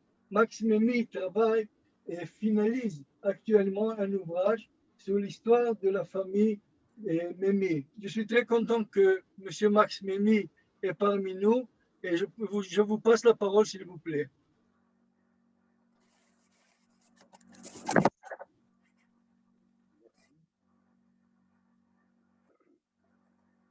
Merci, cher professeur Haïm Sadoun. Vous m'entendez? Je suis heureux et fier de m'exprimer à l'ouverture de ce colloque de 3 jours organisé en hommage à mon frère Albert Memmi. Mais après ce brillant exposé de mon ami Guy, mon propos va vous paraître évidemment futile et plat. Et s'agissant de confession intime, j'espère en tout cas qu'il ne choquera personne. Je voudrais vous dire simplement combien mon frère me manque. Sa disparition, je l'ai ressentie comme une blessure douloureuse. Pourtant, je savais que c'était inéluctable. À quelques mois près, on aurait fêté ses 100 ans. Dans le temps très court qui m'est imparti de 10 minutes, j'évoquerai seulement quelques aspects clairs-obscurs de sa personnalité, qui n'engagent que moi, évidemment. Loin des discours dithyrambiques que l'on entend ou que l'on attend pour pareilles circonstances. J'ai toujours été très proche de mon frère Albert parce que j'ai naturellement beaucoup vécu près de lui, que ce soit à Tunis ou à Paris, mais aussi parce que j'en suis convaincu, comme j'étais son préféré, je fus le seul de la famille qui l'invitait à tous les événements importants de sa vie. Réception avec des écrivains célèbres, la Légion d'honneur reçue des mains de la République, accueil à l'Académie française pour recevoir le Grand Prix de la francophonie, qui est le prix le plus prestigieux de cette institution. Réception à la Bibliothèque nationale de France pour confirmer le dépôt de toutes ses archives, etc.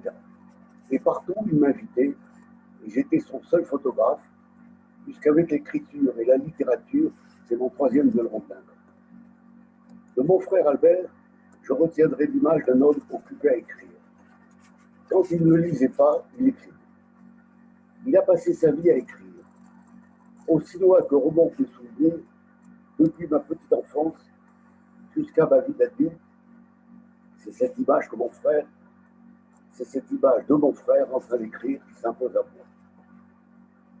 Qu'il soit seul dans une pièce, ou que de fois enfant à Tunis, fasciné, je l'observais, jusqu'à ce qu'il me chasse, ou même plus tard à Paris.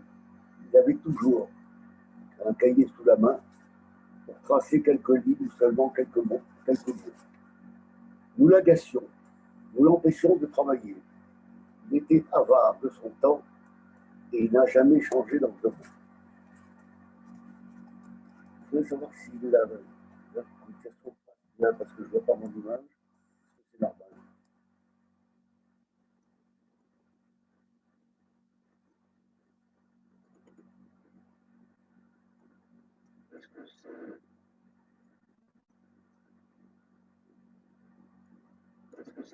Comment?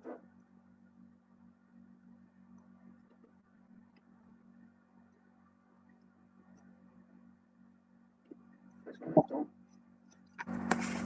qu'on m'entend? Je peux poursuivre? On vous entend faiblement, Max. On m'entend faiblement? On vous entend faiblement. Ah. Bon.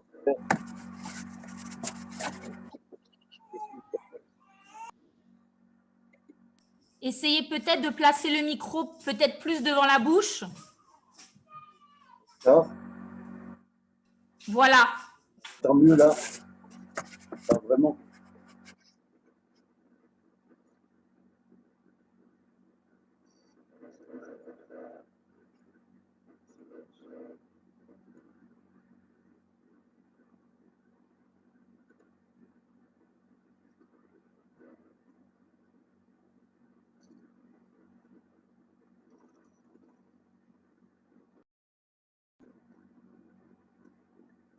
C'était tout faire.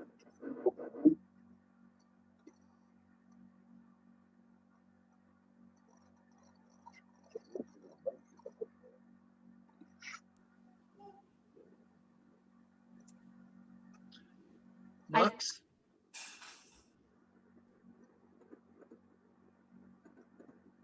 Ça va, Max? Je poursuis. Est-ce qu'on m'entend? On m'entend pas? Ça va mieux, un peu mieux maintenant. Allez-y. Je poursuis alors. אולי כדאי בלי האוזניות. אולי כדאי לדבר בלי האוזניות, פשוט. Non, non. Allez-y, monsieur Mimi. Je vois pas bonne image non plus. Est-ce que c'est normal? Oui, oui, ça va. Est-ce que ça va mieux? Oui, ça va mieux. Bon. Au cours de nos conversations, il me confiait quelquefois qu'il lui arrivait de se demander s'il n'était pas passé à côté de la vraie vie. Tout en ajoutant aussitôt qu'avec tous les livres qu'il avait écrits, il laisserait peut-être une trace. Lui, athée et rationaliste convaincu, il se préoccupait pourtant du jugement de ceux qui s'intéresseraient à son œuvre après sa mort. Un jour, il y a fort longtemps, je lui dis en souriant qu'il avait fait de l'immobilité son moteur de création et de vie. Une vie entièrement consacrée à l'écriture, au service d'une belle œuvre. Il avait gentiment approuvé. Oui, c'est assez bien vu, fut sa réponse. Et il me plaît de croire, naïvement, compte tenu de nombreuses et riches conversations, que c'est moi qui lui ai peut-être soufflé le titre du nomade immobile, ce livre testament magistral qui fait la synthèse de toute son œuvre et de toutes ses idées. Livre dont il pensait honnêtement qu'il serait le dernier.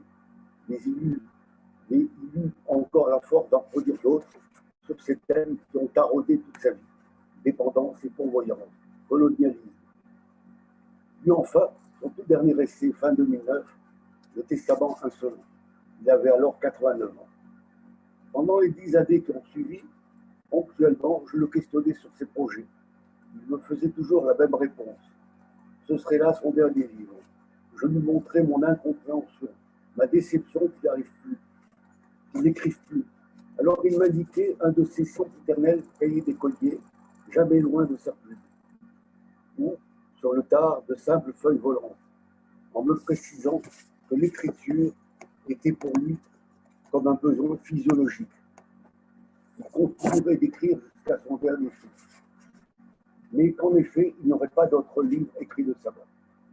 En ce qui concerne ma propre production littéraire, au début, dans les années 80-90, il s'était montré fermé, un peu jaloux, alors que vraiment je me sentais comme un nain à côté de lui. Il a été jusqu'à oser me suggérer de changer de nom. C'était son domaine réservé. L'écrivain Mémy, ce devait être seulement lui. Mais par la suite, il avait progressivement évolué et adopté enfin une attitude plus bienveillante.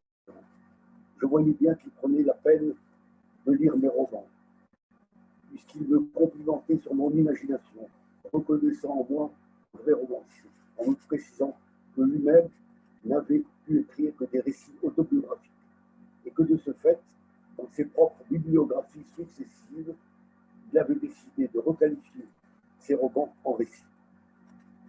Ces 5 dernières années, il allait jusqu'à me donner des conseils d'écriture pour améliorer mon style, avoir plus d'exigence dans la relecture, me gratifiant de lettres encourageantes, mais sans complaisance, dans lesquelles il me donnait son opinion précise sur mon dernier livre. J'ai ainsi l'épreuve orale et écrite. Il avait beaucoup apprécié mon essai sur ma part de judaïté. Être ou ne pas être juif, préfacé par le philosophe et écrivain Pascal Bruckner, dont il admirait la lucidité et le courage. Quand j'allais lui rendre visite dans son appartement du 5 de la rue Saint-Méry, à quelques pas de l'hôtel de ville de Paris, où il a vécu sans interruption en tant que locataire depuis 60 ans, nous parlions de politique, de littérature, mais aussi beaucoup de notre famille. Il tenait absolument à être en paix avec les siens. Et sur le tard, il était en demande.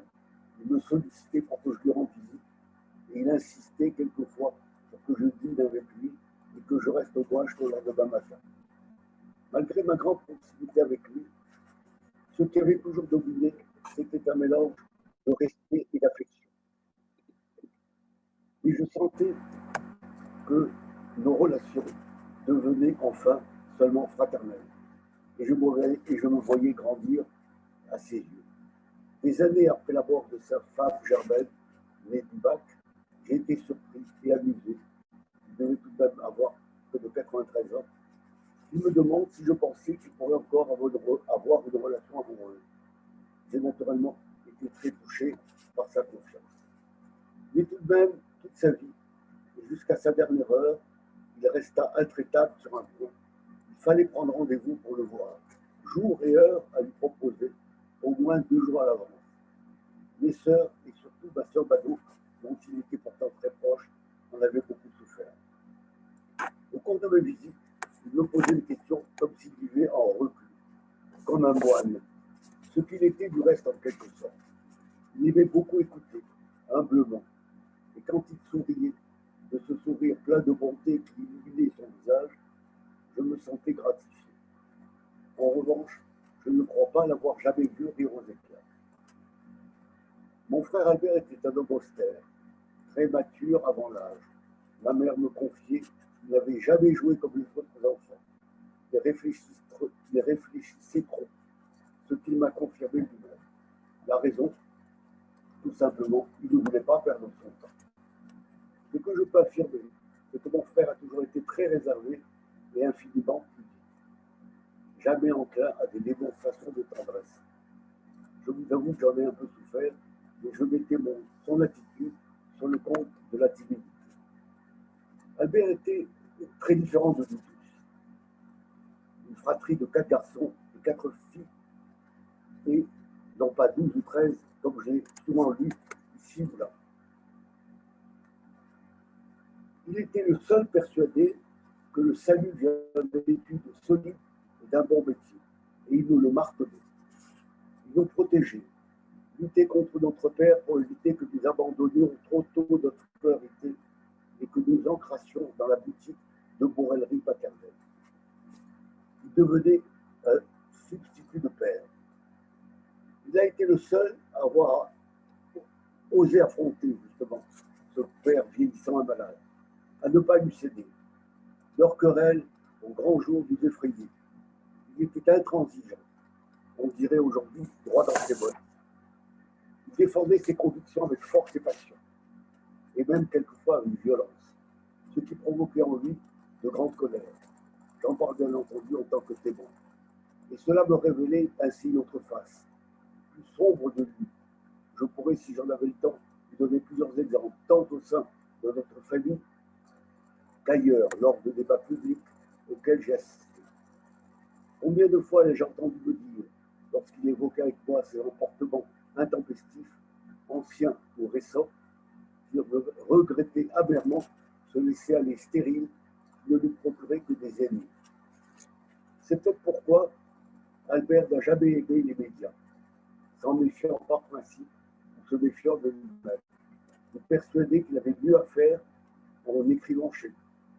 Je lui faisais remarquer qu'il risquait alors de ne pas être connu du grand public. Mais c'était son choix. Il faisait cette réponse amusante, je m'en fiche. Voilà ce que j'entends encore me confier au fil de ces années passées. Un autre aspect de sa personnalité, il n'a jamais renié, c'est son comportement face à la pauvreté, qui est la conséquence de l'état de grande pauvreté de nos parents. Il ne s'en est jamais remis.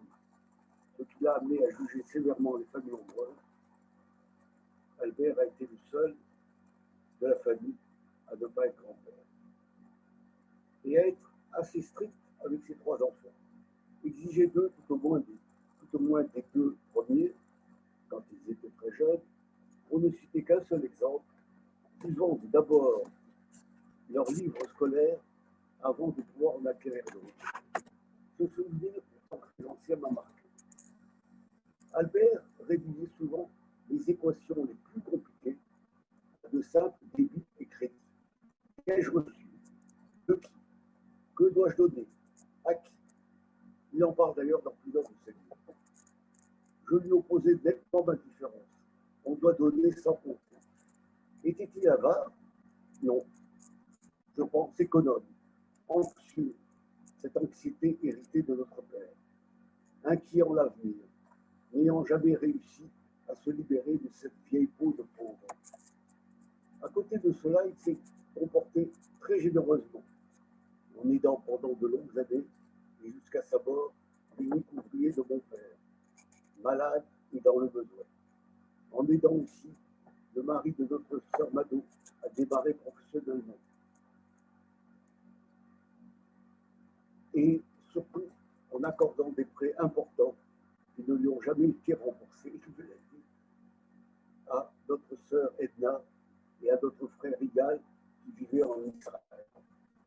Albert Mémy, mon frère, était certes un être complexe, mais si attachant que tu me manques cruellement. Et si je peux me permettre de m'accorder encore quelques secondes, j'ajouterai que jamais un écrivain, à ma connaissance, n'a eu autant qu'Albert Mémy à cultiver la maïeutique socratique. Max, excusez-moi, Oui. on ne vous entend plus du tout. Ah, on n'entend plus du tout. Non, on ne vous entend pas malheureusement. Il faudrait rapprocher le micro de votre bouche et essayer de parler beaucoup plus fort. Essayez de parler fort et d'articuler un peu plus. J'articule très bien, mais je pense qu'il a posé. À partir de quand vous ne m'avez pas entendu Essayez de placer peut-être le micro un peu plus devant ou peut-être enlever les écouteurs. On me dit peut-être enlever les écouteurs. J'enlève les écouteurs. Mais vous ne m'entendez plus là. Vous n'entendez plus du tout. On vous entend quand vous enlevez les écouteurs. Vous m'entendez mieux là? Oui. Vous m'entendez mieux? Oui, on vous entend mieux. Allô, vous m'entendez mieux? Oui, allez-y. J'ai l'impression qu'on vous entend mieux sans les écouteurs.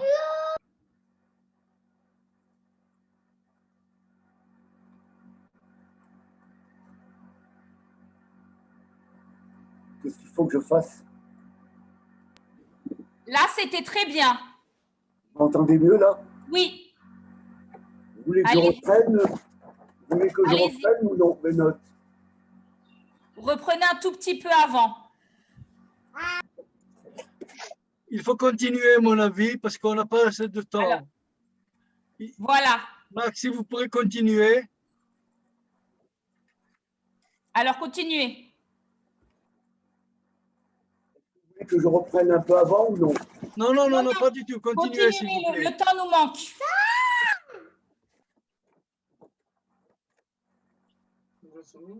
Est-ce que vous avez entendu Albert rédiger souvent les équations les plus compliquées? Oui, allez-y. Voilà. Allô? Oui? Oui.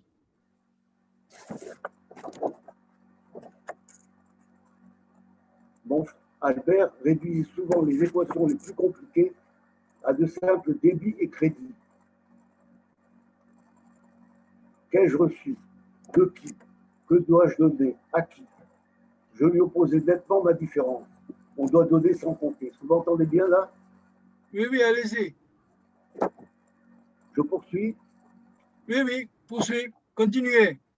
Était-il avare? Non. Économe? Anxieux?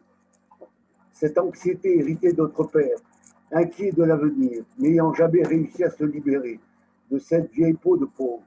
À côté de cela, il s'est comporté très généreusement, en aidant pendant de longues années et jusqu'à sa mort l'unique ouvrier de mon père, malade et dans le besoin, en aidant le mari de notre sœur Mado à démarrer professionnellement et surtout en accordant des prêts importants qui ne lui ont jamais été remboursés, m'a-t-il dit, à notre sœur Edna et à notre frère Igal qui vivaient en Israël. Albert, Mélie, mon frère, tu étais certes un être complexe et si attachant que tu me manques cruellement. S'il m'accordait encore quelques secondes, j'ajouterai que jamais un écrivain n'a eu autant qu'Albert Memmi à cultiver la maïeutique socratique, ce fameux « connais-toi toi-même » pour comprendre les autres et le monde et accéder à l'universel. Albert Memmi a construit toute son œuvre à partir d'une introspection permanente de lui-même. Je vous remercie beaucoup. Merci beaucoup, Monsieur Max Memmi. Et maintenant, pour terminer, terminerons cette session inaugurale par un très court film de 16 minutes sur la Hara. C'est l'ancien quartier juif de Tunis qui est devenu synonyme à la vie que Albert Memmi a voulu oublier en quittant l'impasse pour la nouvelle vie. Le symbole du quartier juif préoccupait beaucoup Albert Memmi. Le film La Hara est réalisé par Margot Fitoussi, membre du département d'anthropologie à l'Université de Columbia, et Mo Scaplini, qui est réalisatrice italo-américaine et directrice de photographie de cinéma, essentiellement non romanesque. Donc, on va voir maintenant le film et après ça, on va terminer la session. S'il vous plaît.